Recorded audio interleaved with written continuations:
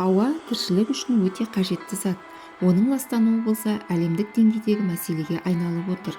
Ауаның ластануы деп атмосфераға адам денсаулығына қауіпті және басқа тірі ағзаларға зиянды улы заттардың түсуін айтамыз. Улы заттар ауаға босатылғанда әртүрлі аурулар пайда болады, тынысты тарылтып, өлтіруге дейін апаруы мүмкін.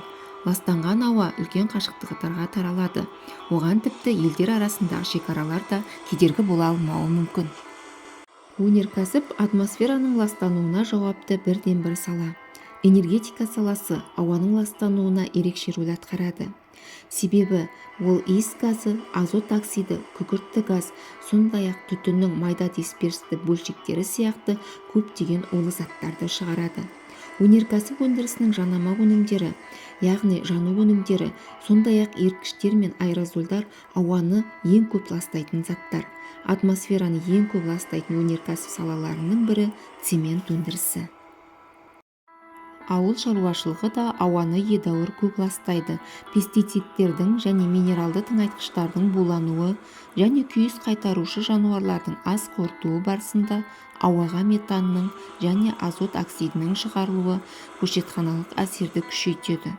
Ормандар жойылғанда көмірқышқыл газының ауадағы концентрациясы артады. Себебі жойылған ормандардың орнындағы өсімдік көміртек диоксидін аз мөлшерде байланыстыра алады. Бұдан басқа өсімдіктерді жаққанда ауаға үлкен мөлшерде улы газдар мен қатты бөлшектер босатылады. Елді мекендерде көмірқышқыл газының үлкен мөлшері мұнай, табиғи газ, көмір секілді қазба отынның жануы кезінде, сондай-ақ көлік қатынасы процестерінің нәтижесінде пайда болады. Ауа қозғалысы аз, жол қозғалысы көп жерлердің атмосферасында қыста да, жазда да түтін болады.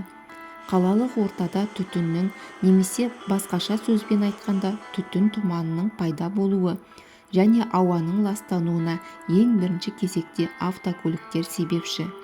Бұдан басқа бір автокөлік 1000-нан астам ластаушы зат, соның ішінде түтін шығарады.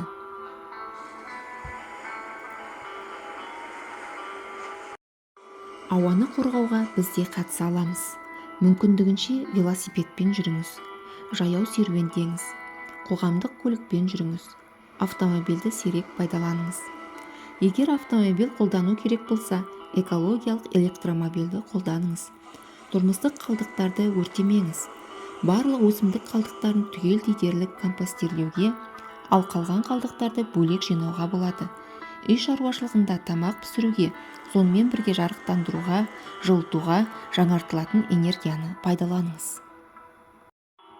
Қоғам тарапынан ауаны ластауға қарсы маңызды шаралар қабылдау қажет.